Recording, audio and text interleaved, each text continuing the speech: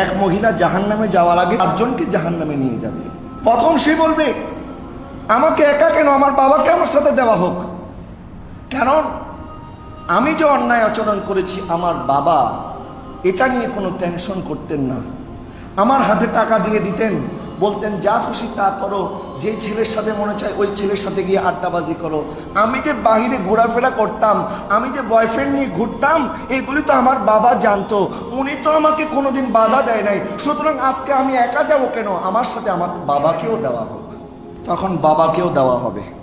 বলে না, এখনো হয় নাই, শুধু বাবাকে নয়, আমার সাথে আমার ভাইকেও দেওয়া হোক। কারণ যে ভাই রাস্তার মধ্যে দাঁড়িয়ে থাকতো আর মেয়ে মানুষ দেখলে রাস্তার মধ্যে উত্তপ্ত করত, তার চরিত্রের মধ্যেই তো নষ্টামি। সে আমার চরিত্র কিভাবে ঠিক করবে? সে মানুষের বোনকে ত্যক্ত করত, বিরক্ত করত, আর মনে করত আমি তো মানুষের বোনকে, মানুষের মেয়েকে বিরক্ত করি, আমার বোন বুঝি বাড়ির মধ্যে নিরাপদে থাকবে। সে এই চিন্তা করত, সে আমার দিকে কোনো খেয়াল করতো না। সুতরাং আজকে আমাকে একা কেন, আমার ভাইকেও আমার সাথে দিয়ে দেন।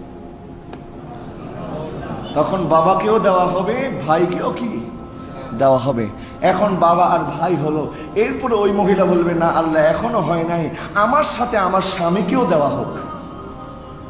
স্বামীকে কেন? কারণ আমার স্বামী এমন চরিত্রের মানুষ ছিল, সে আমার ইজ্জত আবরু কি হেফাজত করবে। আমি তো তার জিম্মায় ছিলাম, সে তো আমার ইজ্জত আবরু হেফাজত করবে। কিন্তু সে দলে দলে তার বন্ধুদেরকে আমার বাড়িতে দাওয়াত করত, আর আমাকে বলতো বেশি বেশি করে রান্নাবাড়ি করো। আমি যখন রান্নাবাড়ি করতাম আমাকে বলতো যাও এখন আপ্যায়ন করো। আমি যখন তাদের সামনে যাইতাম তখন আমার স্বামী তার বন্ধুদেরকে বলতো, কি ব্যাপার, ভাবিটা দেখতে কেমন? আমার স্বামী তো আমাকে বেহুরমতি করেছে, তো আমি কেন একা জাহান্নামে যাব? আমার স্বামীকেও আমি নিয়ে যাব। তখন আল্লাহ বলবে, স্বামীকেও দাও। এখন বাবাও গেল, ভাইও গেল, স্বামীও গেল। এরপরে বলবে এখনো হয় নাই, আমার সন্তানকেও দিতে হবে। কি কারণে দিতে হবে? তখন ওই মা বলবে এই জন্য দিতে হবে, কারণ আমার সন্তান যখন যে জিদ করত, আমি মা হয়ে তার জিদ কখনো আমি থামাতে পারতাম না। আমি মা হয়ে সে যা বলতো আমি তাই শুনতাম।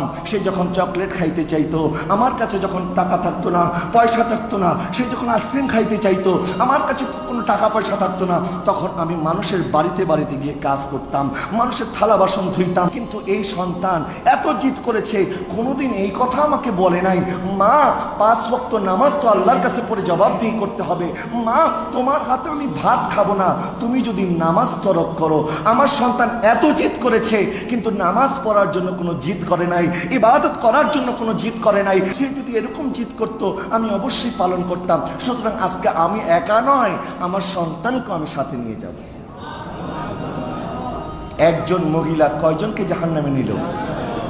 4 জনকে। আজকে আমাদের সমাজের মধ্যে এই অবস্থা কেন? আপনি একজন বেগানা মহিলার দিকে আপনার দৃষ্টি আপনি দিতে পারবেন না। কারণ মনে রাখবেন, যে তার নজরকে হেফাজত করতে পারে না, যে তার চক্ষুকে হেফাজত করতে পারে না, আল্লাহর কোনো রহমত তার উপরে আসবে না। তাকে যত পীরের কাছে নিয়ে যান, যত বড় বুজুর্গের কাছে নিয়ে যান, যত বড় অলির কাছে নিয়ে যান, ওই অলি যদি তাকে গোসল করায় দেয়, তার শরীর পাক হবে না যতক্ষণ পর্যন্ত তার নজর পাক না হবে। হযরত লোকমান হাকিম আলাইহিস সালাম উনি বলছেন, আমি অনেক নবী রসুলদের সাথে চলেছি। তো নবী রসুলদের সাথে যখন আমি চলতাম, আমি ওনাদের কিছু নসিহত লিখে রাখতাম। তো আমি নসিহত লিখতে লিখতে আমি দেখলাম নসিহত 100 হয়ে গেছে। 100 নসিহত থেকে আমি 8টা নসিহত আলাদা করলাম, যে 8টা নসিহত এই 100-র মধ্যে সর্বশ্রেষ্ঠ, এবং ওই 8টা থেকে আমি একটাকে সর্বশ্রেষ্ঠ এবং 1 নম্বরের মধ্যে নিয়ে আসলাম। ওই নসিহতটা হচ্ছে, যখন তুমি কারো বাসায় যাবে তখন তোমার দৃষ্টিটা যেন সংযত থাকে, তোমার দৃষ্টিটা যেন নিচে থাকে। ওই ঘরের মধ্যে যে মহিলারা আছে তাদের দিকে খবরদার একবারের জন্য যেন তোমার দৃষ্টি না যায়।